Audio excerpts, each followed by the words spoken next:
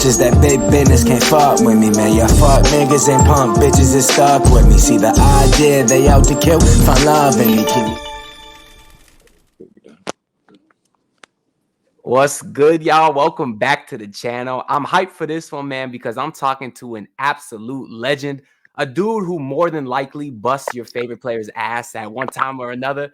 I'm talking to the streetball legend, Randy Gill, a.k.a. White Chocolate. How you doing today, bro? Everything is blessed, my brother. Everything is good, man. Feeling great. Just got out the gym. Yes, sir. So you still hooping? How often you hooping nowadays? Oh, every day. Oh, I love to That's hear the it. livelihood. I love when these dudes don't give up on their passion of basketball for the game of basketball, man, because I got too many friends from high school. We used to hoop every single day, and now they ain't touch a ball in 5-6 years, bro. And it makes me sad because I'm still out there every day too, trying to get better every day, man. That's what's up, bro. Yeah, we gotta keep the hoop dreams alive for them people. You know, they come out, they still got it. You know what I'm saying? You just gotta get them to tap in. You feel me? Preach. I'm showing that clip to all my boys who retired at 22 years old, man. Keep the hoop dreams alive, man. It's basketball is big, man. It brings a lot of people together. And I know that's something you do a lot of too. And we gonna get into that. But I want to start by asking you, for the people that don't know, I'm gonna ask you the simplest question. Who is White Chocolate? Oh man, I'm just the player that love the game, man. I'm a teacher. I'm a philanthropist. You know, I love to give back to communities, but I'm a competitor at the end of the day, probably first and foremost. You know, I love to compete and play the game and just compete at the highest level I can. And then always put on the show, man. I'm a showman as well, you know. Hey, that's what I love about your game, man, is you not only a dominant hooper, but you an entertainer. You a showman, like you said. You always trying to get these people these money's worth, wherever they're coming out to see you, trying to make the drive worth it. And you always trying to put on a good show, man. That's what I like about your game. My man, that's it. And then we let them bright lights too, you know what I'm saying? So summertime about to come, so we'll be at Rucker Park, you know, Venice Beach, coast to coast, playing in the pro leagues. Probably hit the Drew League this summer as well, and all the top leagues in the country. I'll try to hit a couple of them. I'm hype. I'm looking forward to that, man, because I know you're gonna be out there doing your thing. That's why I like to hear that you still out there hooping, man. That's why I like to hear it. Absolutely. All right, so we talked once before this, but really, this is our first time meeting, right? This is really our first time getting to know each other. So yeah. I made a segment that I think might help us learn a little bit about each other, and that segment is called Wheel of Questions. First puzzle. Wheel of Questions. It's all about the White wheel. Chocolate. Wheel of Questions. That's it. You got it. Yo. That's our little intro video, man. So what I'm going to do now, I'm going to go ahead and bring up the wheel, man. We got a wheel of some questions I came up with because, you know, it's interesting because obviously you've been hooping all your life. I've been playing ball all my life too, but in two very different aspects, me and you. So I got some hoop-related questions here that I think will be pretty interesting. So I'm going to go ahead and give the wheel a spin here, and let's go ahead and see what we land on. Some basic hoop questions like, you know, you'll see. We're going to spin the wheel. We're going to find out in a second. Hey, I'm glad you like the production value, man. We doing things different over here. I like this right here. First question is, who is... Wait, no. It's the first time you ever crossed someone and made them fall. Oh, man. That's probably like middle school. I would say like middle school at camp. Like we used to go to like Maryland camp, 5-star camp. So at Maryland camp, you get all the nicest players in D.C., everybody from Maryland. And I was in middle school probably. And back then, it wasn't even making somebody fall. You had to pop their air bubble if you was nice, right? You had to pop the dude air bubble. So somebody was guarding me, man. I hit him with the boom, bop, bip, and then the big crawl. Yeah. Slid him to the parking lot, made the air bubble pop, and they fell out of bounds somewhere. That's wild. You talking about the air bubble on the bottom of the shoes, bro? Yeah. You had to make that pop in my hood. I ain't never heard of that. That is wild, bro. That's real live right there.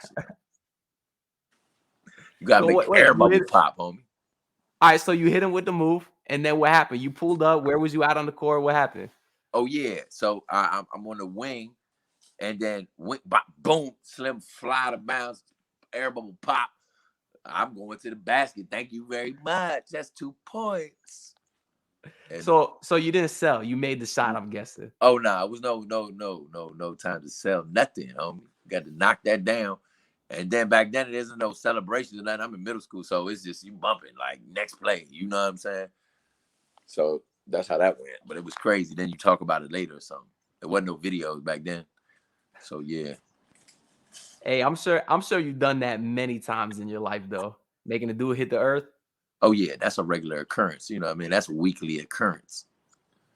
See, unfortunately for me, I would say I am not white chocolate because I am the stereotypical white boy player. I'm keeping my ass out on the 3-point line and hitting some threes. So when you talk about handles, I got the shot. You know, call me Duncan Robinson, call me Joe Harris, but I ain't crossing no one. Yeah. Now I've done it twice in my life. 3 times in my life. I only made the shot twice though. But the first time I did it was back in middle school PE. It was a dude named Ethan. I don't know what he's up to nowadays, but shout out to him if he's watching this.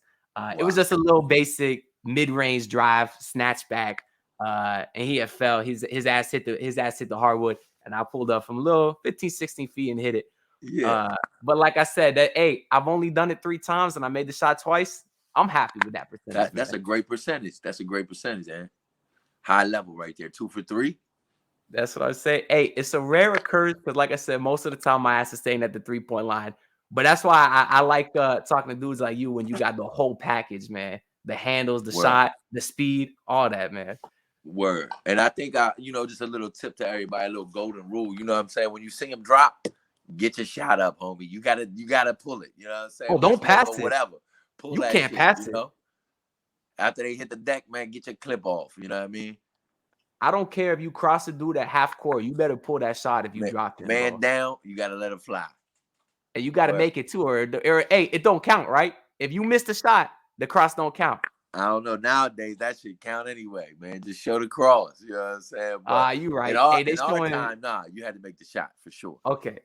Hey, that's a good point because nowadays they're showing John Morant almost dunks. He ain't even finished the dunk, and they still showing those highlights. Yeah, that's what I'm saying. See, me personally, I can't do that. Like, I can't show the clip if I don't finish the shot. Like, nah. That ain't a clip, right? It ain't a clip if you don't finish it. I'm with you. All right. We got some good questions on here. We're going to save some of them, but I do want to do one more just because I'm curious. I really like your answer to that. So I'm curious what you got on some of these other ones here as the wheel is slowly loading back up for another spin. Let's see what we land this time. I handpicked all these questions because I thought they'd be some stuff that would give an interesting perspective, considering where we both, grew up playing hoops and the different levels that we played at. Because the highest level I played at is like men's leagues. You feel me? Word. It's all good though. The game is the game at some point. Hey, that's facts. We got your favorite game performance you ever had. What comes to mind when I think about not necessarily your best game, like stats wise or whatever, but something, whether it was the moment or the place, what was the most memorable or favorite game performance you ever had? Man, I got a lot of them for real, man. But one of them, I would say was a game in Baltimore, like 2018 at St. Francis High School. We were playing like a game, and it ended up getting really heated.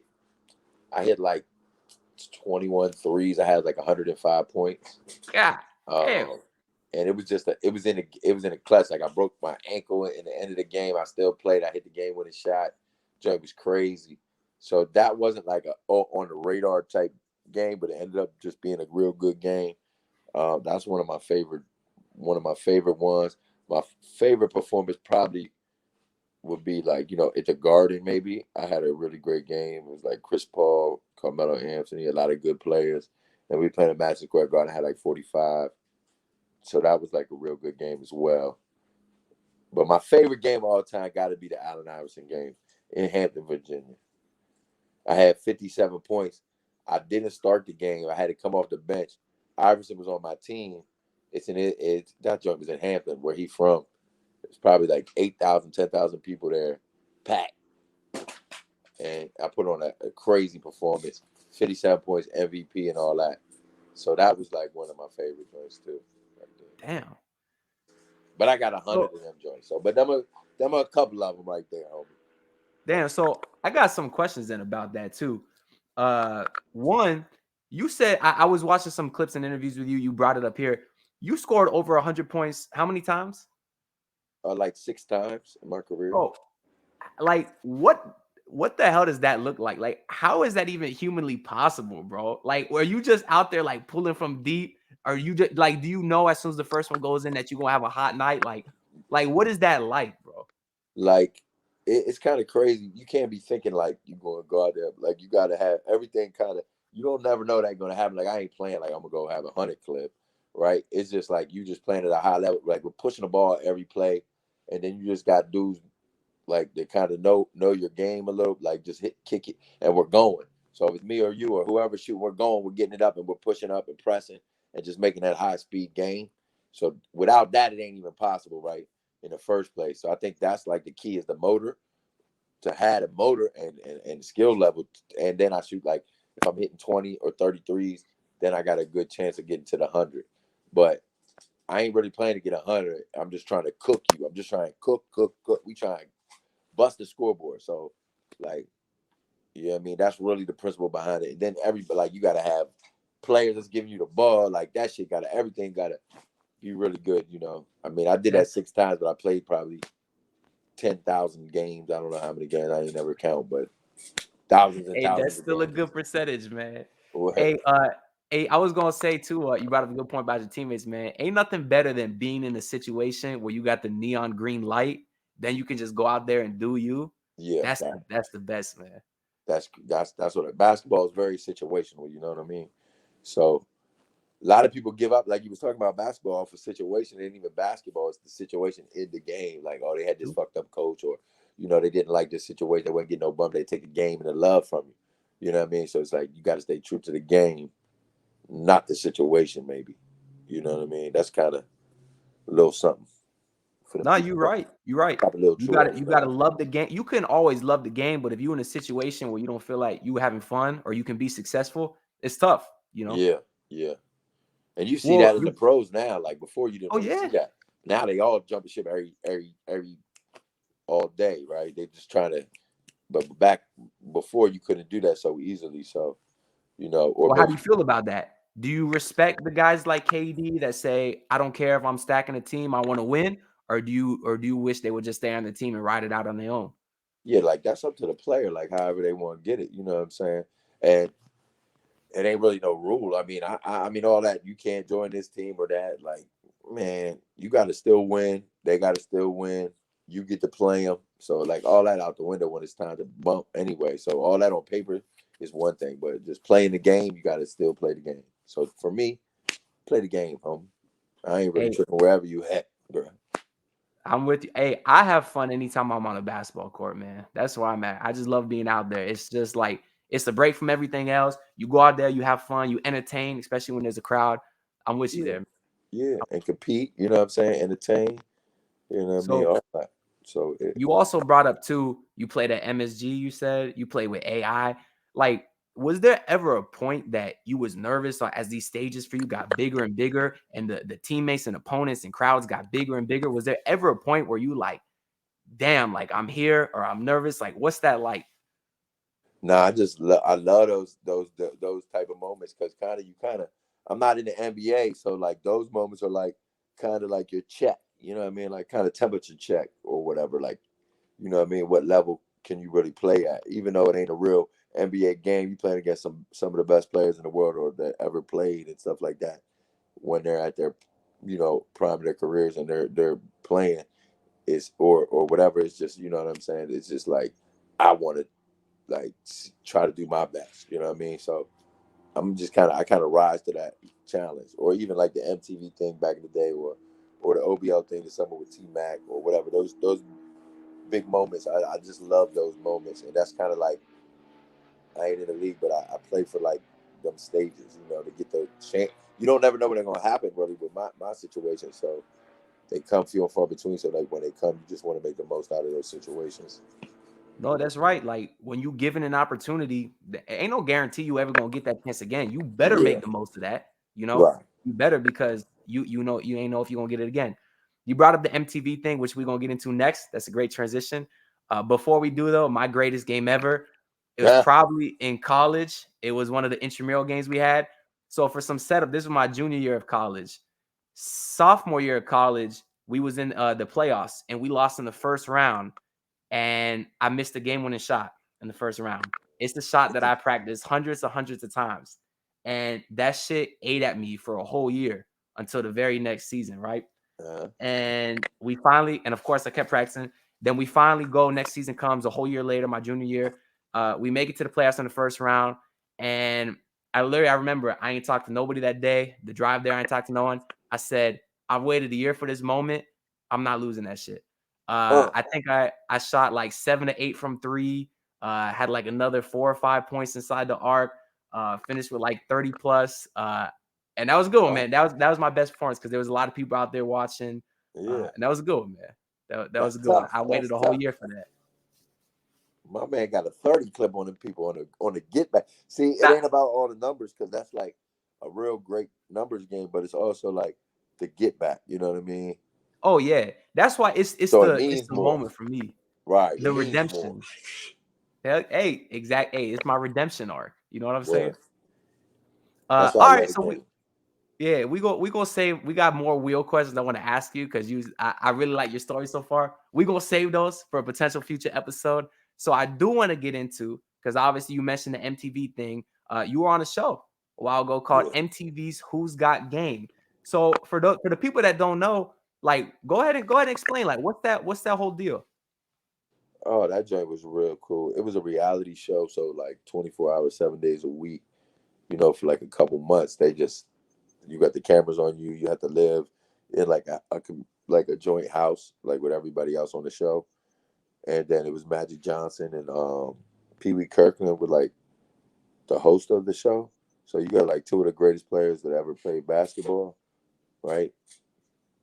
Like I'm with them every day, learning from them. They're telling their stories and all that stuff. So all that was crazy, great experience. It was also like a competition of like 12, 11, 10, 9, 8, down to the one-on-one at the end. The last 3 players played one-on-one for the 100,000. And it was really intense, man. Real competitive. It was and it was on MTV for like 10 straight weeks. So that was real cool. That was a good look. Damn, that must have been like such a surreal experience at the time, because you went from just hooping, playing pickup, whatever you was doing. You found out about this opportunity to go on the show, and then you go, and next thing you know, you start winning, and then you win again, and you win again. So at what point, like going into it, did you think you had a real chance, or were you just kind of, fuck it, let me go, let me see what it's like? No, I already knew I was gonna win. I was like, I like that. I like that.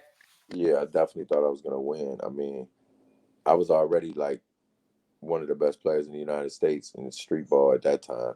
I was on like some And1 tape and some like ESPN TV shows and other stuff. So I was already like cooking, right? So I already knew like I was playing minor leagues, averaging like 30 a game and stuff like that. So, you know what I mean? I already knew I had it. So I was like, just one of them things where you looking for that opportunity. And that was a good one right there. Yeah, so you said you played for And1, so like that took the world by storm, man. Like what were those days like back then? Like playing with all those dudes, touring, having the mixtapes and all that? Yeah, that was like probably streetball at its like highest level, because we had games all day, every day. You know, we were playing probably like 5 games, money paid games throughout the country all the time. So that packed crowds and all that. You know, those were great. You know, those were great times with a lot of those guys. Everybody had their own tours and doing their own thing, so we would just collab and just do different stuff. And we played a whole bunch of games, man, and put on a bunch of shows. So that was definitely a lit time right there. Yeah, I can imagine, especially a dude for you who likes to be a showman, an entertainer, get into as big an audience as that did. Especially you, when you out there, you doing highlights. That's what people come to see. That's what gets put on the mixtapes. That's what everybody wants to rewind and watch again and again. So I can imagine that must have been awesome. I saw the Netflix documentary about the whole And1 and the come up of that league. and a lot of the players they liked it, but I know it ended in more of a negative way. So do you look at that whole experience overall? Like, do you remember it fondly, or do you remember it like as something that kind of soured out towards the end? Like for me, I never was like signed with And1 as a company, so that was like between them. Like Oh, gotcha, I was gotcha. on the mixtapes and stuff like that, but I wasn't ever with the company. I had like different contracts. I was like with Past the Rock was like a company with like clothes, and then I had like different deals and stuff like that with different companies. So I didn't have an exclusive contract with them. So yeah, because they was burning everybody. That's why. That's why I ain't signed that joint. But yeah, that it ended like basically the people that created it just took all the bread and rolled out, you know, and it kind of left the players without like future action, like you know what I mean. So that's just the way it is. But you know, it still was a good look. I mean, it still put I mean, it just put a lot of light on street basketball. I mean, it kind of like a culture vulture thing, maybe like okay, so but it's good and bad to it. But I mean, at the end of the day, you know, it was a great thing. I think at the end of the day, it was a shame that it didn't you know wasn't structured the right way for the players, which it normally isn't. You know what I'm saying? So it's basically what I'm saying. It just ain't nothing new, really. But No, you're right. That's how it is. Shit, even outside of basketball, with most companies, it's always the rich dudes up top that's profiting, while the dudes who's putting in all the work get screwed over. You know? yeah, so that yeah, exactly. So that's kind of like a sports and entertainment like norm, I would say, kind of. But it's Well, mad. so yeah, no, yeah. So how was that whole journey though? You won the MTV show, and is that what kind of put you on the map? And then that's when you had signed with Pastor Rock, and then you were able to play in all these cool events and tournaments. Yeah, I was like in a lot of things. I was on a lot of shows, TV shows, and I was like on BET, ESPN. I was on a lot of things like NBA TV. My games were being featured at Rucker Park on NBA TV. So like it was a lot of buzz, you know, for like I would say that street ball stuff, you know, until like after the And1 died out, but then like maybe that era was like a golden era type of street basketball, probably, I would say. Yeah. Definitely Well, so lit. I want to get into the street ball, but before we do, I gotta ask you something you've probably been asked 1,000 times. You won 100K on the MTV show. What's the first thing that you bought, man? Now that you get all this money. I went and just bought it like a Cadillac truck, iced that thing out, put the big rims on that thing Fire, real quick, fire. put that light, you know, that's a light bag, you know, nothing heavy. No, I like it, man. That must have been a good feeling, man. That was cool. I had seen the clip is on YouTube of you winning that. I think you ended it with a 3, the final Yeah, one-on-one there. I can't imagine the nerves that if I was in that situation, what I'd be feeling raising up for that shot. So, but I'm sure knowing you, you probably knew that shit was going in as soon as you left your feet. man, the game was so physical, and it's like you got to True. get that thing off right now because you ain't gonna get a better shot. You know what I mean? So I had to just like the dude's hanging on my shirt, and I just had to like get him off my shirt so I could raise up just enough to just get that space to raise and then knock it down. True. You probably ain't even have enough time to be nervous because you ain't got enough time to get the shot up because like you said, they was playing physical. The second you get an inch of space, you just gotta raise it. Yeah, I had to raise it because it was like probably the most physical game of my life. You know, that was real Oh serious yeah. in New York City, intense, 1,000 people out shaking the fence and all that. So yeah, Yeah, it was well, lit. so street ball, they can get physical at times. That's obviously you are one of the most famous street ballers ever, one of the best street ballers ever. But so coming from you, what does street ball mean to you? To me, it's like uh, compete, play your game. You know what I mean? It's like the person get to be the player they are. You know what I'm saying? I think more than anything, but at the end of the day, it's competing because you're trying to win. Like street ball is about competing. Like you putting on shows, like you want to have the moves or the dunkers or whatever. Like that's cool, but that don't mean shit when you don't win.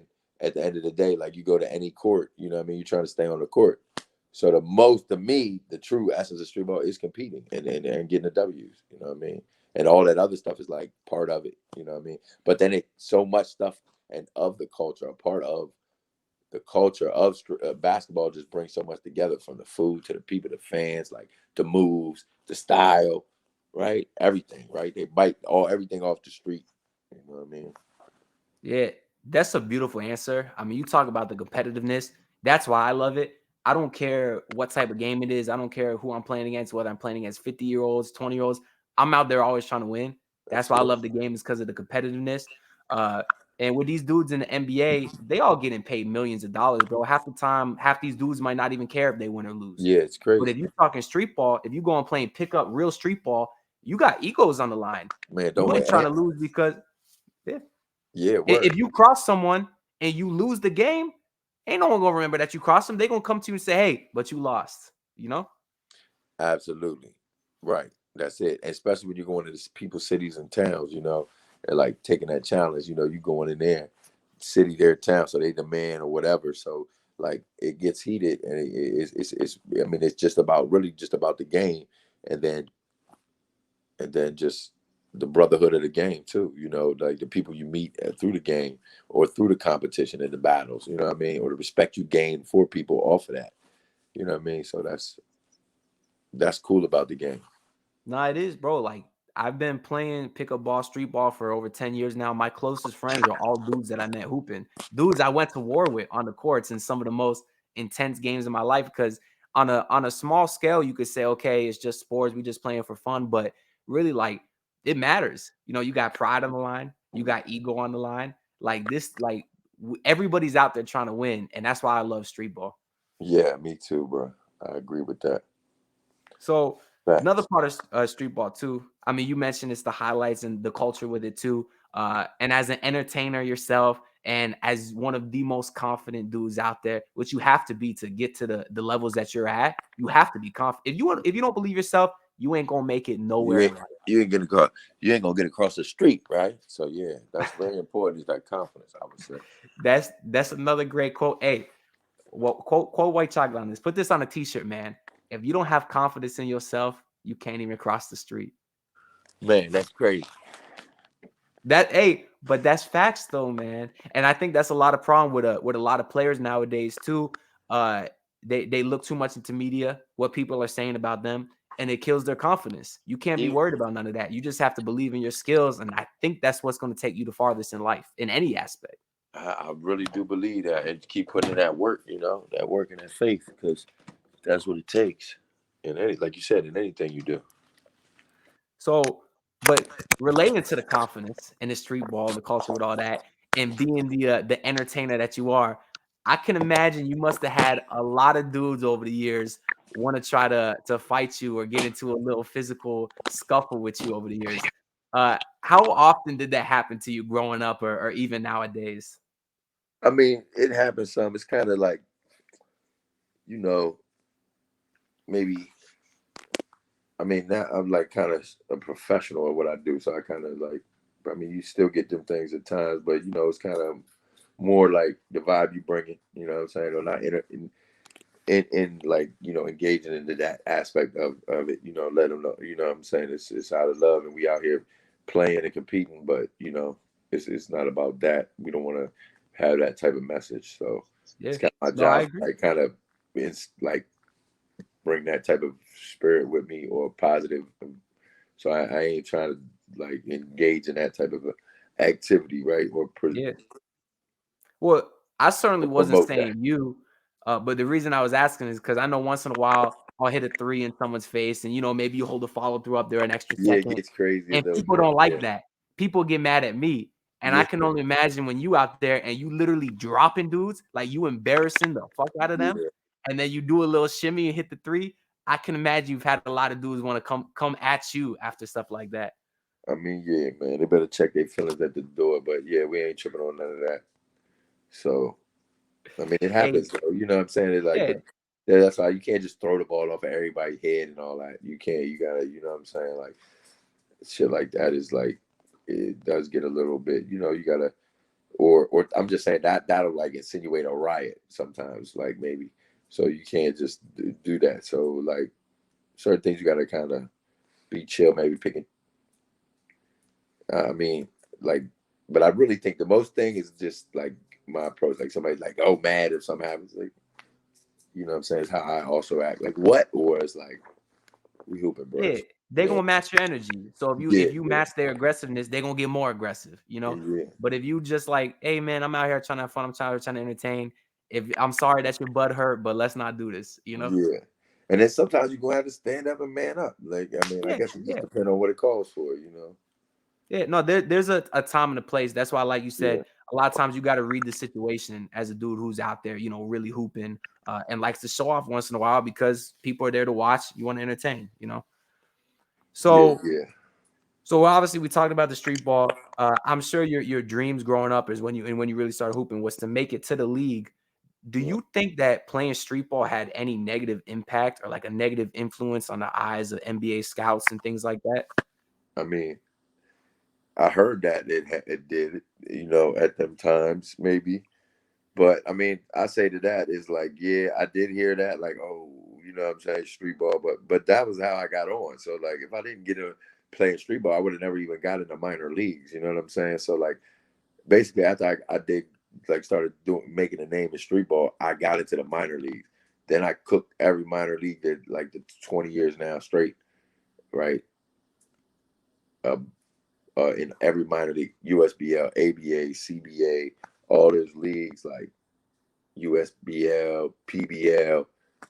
Man, it's 100 leagues. I probably played in all of those type of leagues, right? I couldn't even get in those leagues. Then in those leagues, I ended up averaging like 30s and 40 point, maybe 30 some points a game in all these leagues, shooting over 50% from the league line, NBA line, 3-point line, whatever. So, you know, all of that.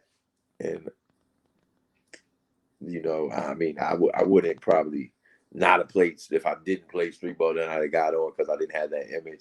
I mean, that's like debatable, right? But it's like I might not even got that spotlight at all. But sometimes I wonder, like maybe if I didn't play street ball, because you do get that name, right? White chocolate and all that shit. So they was probably like, I mean, you could say that, but it wasn't like I had some big name, right? And I was at Duke, and then I go play street ball or something. So it wasn't like that. I would play at Bowie State, you know what I mean? Cooked at Bowie State. Had like 40s a couple times in games and stuff like that. All black school and all black conference. And we were ranked like 14th in the nation. Before that, I played at JUCO, number 2 in the nation, cooked in JUCO, Prince George's Community College. So like I always had that type of, not like the sweet school, the big school anyway, right? So it's debatable. It's tough because you kind of had street ball put you on the map, but at the same time, it might have I think the problem is it's unfortunate that back in the day, street ball had like a bad rep because people thought it was just dudes that had no skill and just like to be flashy. And over the years, people have learned that, yo, those dudes playing street ball are legit ass ballers. Like they're more talented in certain aspects than dudes that are in the league, you know? And it's just, it's something that I think people are starting to learn over time that, hey, these dudes got talent. But I mean, you were kind of the wave that put street ball on the map too. You know, so you're responsible for this giant brand that there is today and the giant culture of street ball. I mean, that wouldn't be here today without you either, you know. So that's pretty cool too to look back. Well, I appreciate that, bro. But yeah, that's love right there, man. It's cool to think about. One game in particular, though, that I really want to talk about that I discovered when doing some research and looking up some old white chocolate highlights is there's this one very famous game of one Kevin Durant, arguably the most famous game of his career, and it didn't even happen on an NBA basketball court. You know the game I'm talking about. Back in Rucker Park, the dude dropped over 60 points. And apparently you had a big part in that. And I want to put up this graphic here for the people watching the video. There is KD at Rucker Park when he dropped 66 points, I believe. And look who's standing right in front of him. None other than his point guard, Mr. White Chocolate. So what kind of role did you play? Like, what's that whole story of how that went down? Well, that was my team. So that was DC Power that year. So I had a team from DC in New York City for the Rucker. And I told Kevin, I was like, you know, pull up. And he's like, man, I'm busy. I'm out of town or something. He's like, I'm going to pull up next week, though. Maybe I can do it next week or whatever, right? So I was like, man, he probably ain't going to pull up. So he called me like, yo, I'm going to pull up. Like, what's up? We bumping at Rucker. I'm like, yeah, bro, I got you. So I didn't tell anybody because I'm like, I ain't gonna tell everybody, and then he don't show up or something, right? You know what I'm saying? So I'm like, I ain't shit. I'm gonna wait till they pull up. He get there early. He comes sit in the chair, man. We kicking it before the game.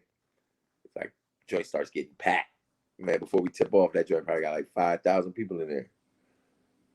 So he ended up wearing my jersey and everything that game. But yeah, that was my team. I brought him to the game. Then the game started. I'm hot. I'm cooking right off the break. My man doink missing jumpers and shit. Like, yo, what's up? Man, bro got hot. And then it was like, I don't even got to give him the ball. He's going 94 feet. Like, I'm good. I'm shooting from 50. Watch out, everybody. And it was 66 points. Yeah, Nike made a shoe and T-shirts and all that off that game. But that was ended up being a famous game. But yeah, that was a great experience. I was glad he pulled up. Then after the game, that's wild, bro. Well, you got to rewind for me a little bit. You started off that story by saying, "Hey, yeah, I just hit up KD." So like you just know KD like that? Like you developed a relationship with all these dudes over the year, like playing street ball? Like that's dope, bro. Well, yeah, but KD's from where we from, so like I know Baltimore, like right? he know me since he was a youngin'. Like I was always like, he a little younger than me, so I was cooking. He was a youngin', so he like they come to the same gym, so I knew Kevin. And then we'll play it like we played the same, in the summer we play the same at some of the same places, like some of the same runs and stuff like that. Like in Maryland and Georgetown, we like all the best players in our city will play them like pickup games at like those spots. So yeah, man. I've heard KD over the years say that was one of like the most fun he's ever had hooping. So that's dope that he owes that to you. You said he was on your team. You hit him up. He was wearing the jersey your jersey and stuff. That's fire, man. That clip is legendary. Word, that was crazy, Yeah, he came up to me after that day. He was like, bruh, like that night after the game, like, yo, that was the most fun I ever had, bruh, hooping or whatever. I was like, yeah, this joint, I told you this joint gonna be lit. Because I knew that it would be special just bringing him there. That's why I really wanted to bring him, because he was on fire at the time. Like, as a player, he was really, really, really good. And I'm like, bro, they're gonna go crazy up here for you, bro. Watch. So I that's what I thought in my head, you know what I'm saying, before it happened. So he pulled up, man, and made it happen. So that was what's up. Yeah, there's no such thing as an environment like that, bro. Like outside, especially at Rucker Park, like you don't get that type of environment. Like die-hard hoopers, people there that just want to see buckets, just want to see the game. They ain't there for all the extra stuff like at NBA games nowadays. I would love to see them play an NBA game at Rucker Park or other famous streetball courts around the world. That would be the coolest thing, bro. Yo, that is that just saying that is crazy. But yeah, that because the energy and the electricity, man, from that crowd at Rucker Park, like on the right nights is crazy. But sometimes it maybe, but on some nights it's like the most crazy thing ever. Like it's for hoopers, man. It's just everybody there knows about hoop. Everybody knows what it is. Like, so they just love it and appreciate it, and they want to see it. So they encourage it. So they bring it out of you. Like, if you got it, let's see it. You know what I mean? That's what's special about places like Rucker Park, man. I've never been. I always wanted to. I'll definitely make it out there one day. But like you said, it's for hoopers, man. It's for people that love the game. It's for people that are there just to see basketball. And just if they had an NBA game out there one day and give the people that might not normally get a chance to see those guys, that would be awesome, man. Because they genuinely just want to see good hoops. I've heard talks about it. Maybe it happens one day. But if it does, we could say you started that. We could say we did it right here you first. pioneered it. We put it out there. You gave the NBA a good sample size of what it would look like to put a pro player on an outdoor court, and I would say it was pretty damn successful because the environment was wild and it led to one of the most viral games of all time on the internet. Wow, that's crazy. So there's a lot of interesting stuff there that we talked about. I'm glad to hear, like you said, you're still hooping nowadays. But like, what else are you up to nowadays? Where are you hooping at? I know you're doing some coaching or something like that too. But let's talk about like everything you got going on nowadays. Yeah, man. So I was just in the movie Bel Air. I mean, the little sitcom thing. So I was in that's airing right now. In a couple months, like next month, or I think the OBL movie on Showtime is gonna air. So we did that OBL, like these one-on-ones. Like Tracy McGrady brought that out last year. I made it to like the final 8 in the country. I didn't win it all, but it was like for 250,000. It was like he went to all the cities, so I made it through the LA city, and then we went to Vegas and all that. So that was real crazy. I'm looking like to probably do some more of those things. Like I'm sure a lot of that'll come up this summer. Then the Little White Man Can't Jump 2 movie will be premiering in May. So I'm trying to get in a little bit of that mix. Looking to come out with like maybe my own brand soon. Things like that coming up. So you said you in the Bel Air. You gonna be in White Man Can't Jump too? Yeah, I'm in that. That'll So are you acting nowadays? Or are you hooping in that stuff? It's like hooping, but I'm not really hooping. It's a little bit of acting. I kind of want to get in maybe a little bit of this acting. So we'll see about that coming up. You know. Hey, you should, man. You got the personality for it, man. I would love to see like some movie shows just say starring white chocolate. That would be the dopest shit, bro. That'd be hilarious, man. So we'll see. They ain't seen that yet. So I gotta get the plug on that Hollywood hit. Get me you in said there, get out my way. Yeah. Oh yeah, man. You said brand too. Like what you thinking? You got ideas for as far as fashion or styles and stuff you want to release? Well, it's me and my sons, really, man. They real good right now. So I got this like Chalk fan bump because that's like kind of related to like everybody who like, you know what I'm saying? Chalk fam could go kind of international, right? It's like all my hooping family, right? So I kind of want to bring that joint out. So I'm trying to work on that. And I'm working with some other people on something else. So I'm kind of got a couple things in the works. We'll see what happens here soon, and then we'll go all in with the promotions and all that of what we're gonna do. Hey, so you said you training the next generation, oh man. What you got? You got 2 sons? Yeah, they're nice. They're like in high school and in post grad, so getting ready for college soon. And they did a lot of work this year, but we pretty much like do a lot of park takeover, like just go play everywhere over here in California now. So getting that on the video, maybe getting that content is something I need to do. We're looking to do, and then like maybe come out with a brand for that. That's like one thing. Then I'm working on some other things, maybe a show with these other people. So we'll see what happens. But I'm looking forward to doing a lot of good things soon. Yeah, I can only imagine, bro. That's got to be one of the most rewarding things, having 2 sons and just seeing them grow up and be so successful at hoops, something that you were still and still so successful at. That's got to be the coolest thing, man. Yeah, man. Like today, we just came back hooping like one-on-one full court. Then we playing OBL. Then we playing 3 dribbles, one against each other. You know what I'm saying? So, like, even that is crazy. Like, if people see that, it's kind of crazy. But like, this is what's going on. But I ain't really, recording it and stuff like that right now. But we doing it to like just for the game and improving their game and getting them better, getting them ready. And hey, that's what's most important, man. You always working behind the scenes, whether on camera, off camera, you always working. Yeah, so that's kind of putting that work in, getting them ready. It's kind of what I'm also focused on like this year because it's like a big time for them. So, yeah. Well, last question here, and I probably don't even have to ask it, but when you play your sons one-on-one, you don't go easy, do you? Oh, no, we at war. We going at it. You know what I mean? I can't go easy because they talk shit. So, they win. They like to talk shit. Hey, they got street ball in their blood, man. That's what it is. They got street ball in their blood. Yeah, no question, man. So but it's fun, man, and it's crazy, you know what I'm saying? So they're like 6'4" and 6'5" right now. So they're athletic, dunking that joint and everything. So they got some attributes I don't have, so that's good, So hey, me too. I'm with you there. I'm with you there, bro. Yeah. So I'm looking for them to, get to that next level.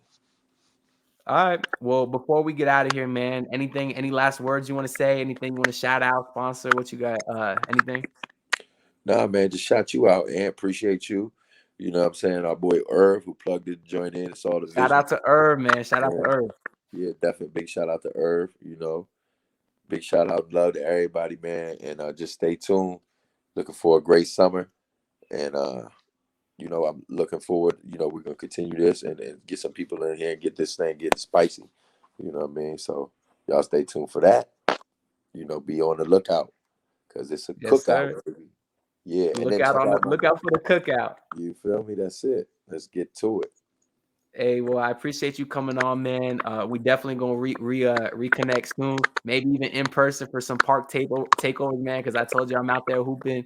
You'll find me at the 3-point line making it rain. No, don't worry, yeah, I'll be there. No doubt, Ant. Big shout out to you, Ant. Appreciate you, man. I love what you're doing, brother. Hey, this was fun, man. This was fun.